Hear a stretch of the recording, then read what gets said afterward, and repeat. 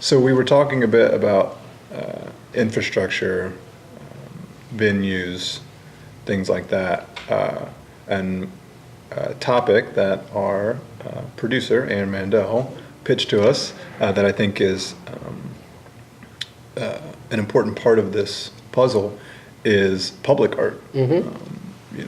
What people see just in their daily lives when they're walking through Durham, working in Durham. He mentioned the grant that was given to us recently to help build the corridor there, by DPAC and what will eventually be One City Center. And that's a great start.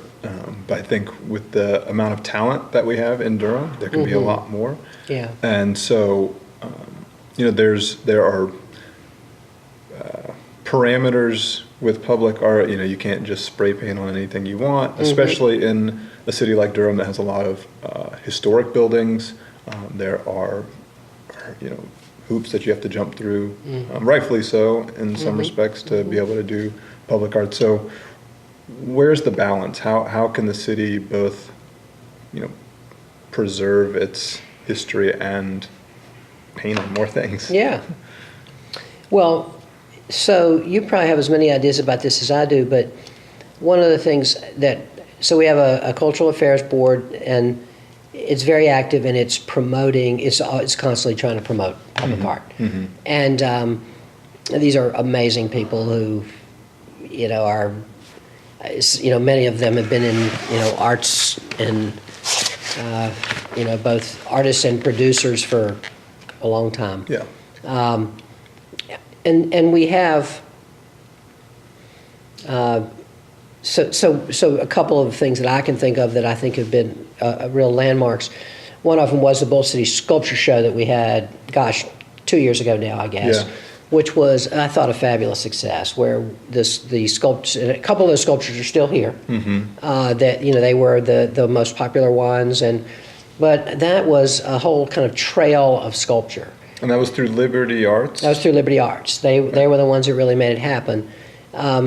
Liberty Arts is very interesting because Liberty Arts is in a city-owned facility, right there. Their foundry is right there next to the Liberty Warehouse, the old Liberty Warehouse, Durham Central Park.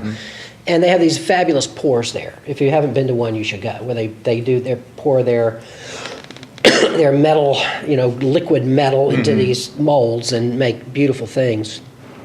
But Liberty Arts, at one point when Liberty Warehouse was purchased and knocked down, except for the historic facades, the city insisted on keeping that historic facade, and part of the deal was that Liberty Warehouse would be able to, that Liberty Arts would be able to stay there and function as a working foundry. Now, they may eventually want to move because there are some constraints that they face there, but I think that really, to me, spoke to an important commitment on the part of the city to make sure that foundry was there, whatever happened to that space. And Liberty Arts has done great things with, as I say, as we were talking about with the sculpture show. We have a very limited public budget for public art. The city spends in our budget this year, it's about $20,000. So maybe we can buy a piece or two pieces each year, and that's all about competing budget priorities. It's something we could make more. And then certain buildings have in their budget, for example, the new police headquarters is going to have some public art. And then there's the art that private companies are creating. I haven't been in the new Chesterfield yet. Okay. But I'm hoping for something in there. I've heard there may be, and the Durham Innovation District. I'm thinking these are great opportunities, and some of our, let's just say, most enlightened private developers are doing some of those things. Yeah. But what about unsanctioned art? When you say private... Yeah, unsanctioned art. Yeah, so I think there's two things there. One is, I'll just tell you that my own personal feeling is that too much graffiti is a bad thing. Okay. the city, you go to New York, where it's everywhere, and I think it's a problem. And it is. Is it because the graffiti's bad, or because No, I don't think it's graffiti's bad. I think it's because it's people feel the right to write all over everybody else's property, and fair enough? So in Durham we actually have an impact team, and the impact team does a lot of different stuff. It's a city agency, and so if trash is dumped somewhere, you call them, they go get it. Yeah.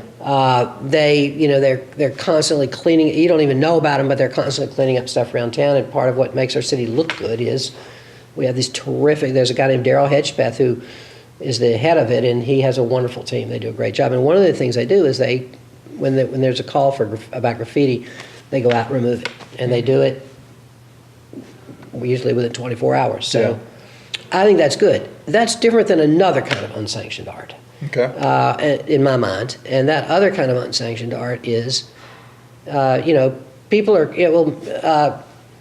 Aaron mentioned, the bathtubs at Sure. the Vandenbergs on Club Boulevard. Yeah. And I think people are making art and doing art and putting public art out in Durham on their own frequently, and I think it adds a lot. It adds a lot to what we're, to our culture and our enjoyment of our city. And so, Do you think it's an important? I mean, obviously it's an important part, but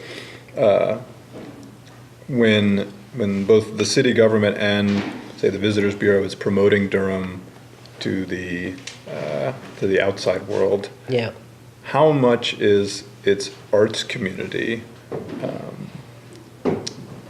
used as a selling point? Yeah. And I guess a follow-up to that would be, if I'm an artist living Yeah. somewhere else, how would you sell the idea of Durham to me as a place that I feel like I can come and produce? right. So I think when you think about Durham's art, you can think about it at selling points. Think of the range. You've got the greatest modern dance festival in America. Won't argue with that. Is here, right? You've got Full Frame. You've got the leading documentary film festival in the country. You've got Art of Cool. You've got Moog Fest. So you have these Pillars. You have these Yeah. pillars is a good description of it. I think all of that, in terms of your question about are they used as sort of are the arts used to draw people? Absolutely, and of course the DPAC is mostly people from Right. out of town. Right. Way more people come to the DPAC who don't live here than do live here, and there's that's great. They're spending their money here and supporting our businesses and eating at our restaurants and Buying our t-shirts. and buying your t-shirts and employing our folks. And we thank them for that. Oh, that's great. But I do think that there is, so that's one kind of art. But then there's the art that just, regular Durhamites are doing all the time. I can think of a couple of people who, so I'll tell you one of my kind of, heroes in that regard, is a guy named Chris Vidiello. I don't know if you know Chris. Yeah, we love Chris. Yeah. Yeah. The guy's amazing. He's constantly creating literary events, poetry slams. The number of things I've seen him do over the years. He's got this great idea. He had the coffee cups, Right. with the poems on them, and now he's got, I think, a fantastic idea, which is having local people write very short poems, which would be imprinted with a mold into a new sidewalk. So you'd be walking downtown, I love that. and all of a sudden you'd come across, a poem. So Yeah. I don't know, this is one of Chris's ideas. It's something he's been working on. But I think of somebody like him as, just a Durham creator. And he's proactive. I mean, I think that's, yeah. to your point, he's constantly thinking of new ways to bring art to the public, whether it's on sidewalks or Yeah. coffee cups. And it sounds like it's just a matter of him bringing that idea to the table. The hurdle is his ambition. Yeah, And that's right. about it. So, Yeah. And I think there are a lot of people like that. I mean, I was talking about, mentioned Kenny Delsheimer. I mean, Kenny's a filmmaker. He makes amazing films. So the number of artists in the novelists, the poets, and then the venue, and then the sort of scene creators, Yeah. the folks at the Pinhook. I mean, they've got a fabulous scene there. Yeah, they do. A real community has been built there. And that community is not just coming to enjoy a drink or music. There also, lots of times, there's a political commitment involved in it, because they create that at the Pinhook. So I think they're making their venue available in so many ways that are positive. And so I think we have a very alive, the Carrick is another great example, just Yeah. down the street from where we are here. That grew from, a very small germ of an idea to just a wonderful gallery. And so I don't feel like I'm an expert on this area, the arts in Durham, but I do feel like it's all around us in a way that's really, really, that's really positive. Mm-hmm. And then also think we have a kind of critical scene that's good. I think about the Indie with, which has some fabulous critics. Brian Howe, who's the arts editor, is just an amazing cultural critic, and they've got a stable of really good people there who are, whether they're, we haven't even mentioned the theater. Yeah. The theater scene here is blossoming. I mean, you've got Man Bites, which was the new upstart, and now is still doing lots of upstart things, but is kind of, it's been around a long time. Yeah. It's doing this work, created a space and lets all kinds of other people use that space in a way that's wonderful. But, Common Ground, Little Green Pig, I mean, these are all, I didn't get to J. Oberski's, I didn't get to their installation, This Is Not a Novel, in Lakewood. This last weekend. I wish I had, because I'm sure it was fabulous. So all I'm trying to say is that Durham is is helping 1,000 flowers blossom. Yeah. And it's just the culture we live in, and we're just lucky to be part of it. I mainly just my role in it was just to enjoy the heck out of it. I agree. So, yeah. Yeah. Well, thanks again, Steve. Justin, for thank coming you. on. It was fun. Episode 3 now. It was fun. Yeah, we got some momentum here. Yeah. We'll have to do this again soon. Yeah. Thank you guys for watching. This has been another episode of Town Hall. You can find us on social media at Clarion Content. Please send us your questions. We'd love to hear from you guys on what topics you'd like us to discuss.